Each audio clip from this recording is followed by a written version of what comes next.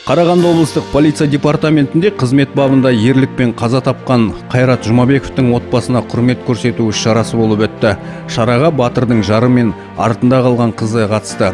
Ішкі істер органдары және ұлттық ұлан ардагерлер кеңесінің ұйымдастыруымен өткен игілікті шара барысында арамыздан ерте кеткен тәртіп сақшысының жасаған ерлігі мен атқарған жұмысы еске алынып, әкенің мейірімінен ерте айырылған қызы Диляраға ардагерлер атынан қамқорлық көрсетіліп, оқу ақысын төлеу үшін қомақты қаржы берілді.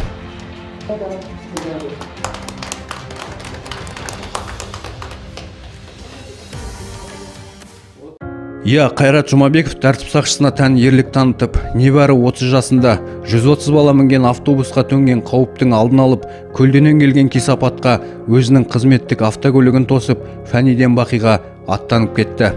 Қыршын ғұмыр қиылғанда артында өрімдей қыз бен әке жолын жалғар ұл қалған еді.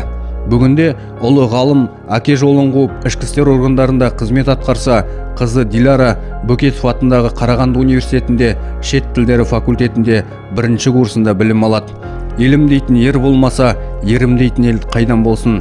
Әкенің көзін көрген көнегөз қарияларымыздың батыр ұрпағына жасаған қамқорлығы кім-кімді болмасын толқытпай қоймасы анық. Білімін ұштауға көмек қолын созған ардагерлерге Қайраттың қайсар қызы іс-шара соңында алғысын білдіріп, әкенің даңқты есіміне кір келтірмеуге серт берді. Ваша работа очень опасная, я как никто другой это знает. Хочу пожелать вам оптимизма, процветания и карьерного роста. Спасибо большое.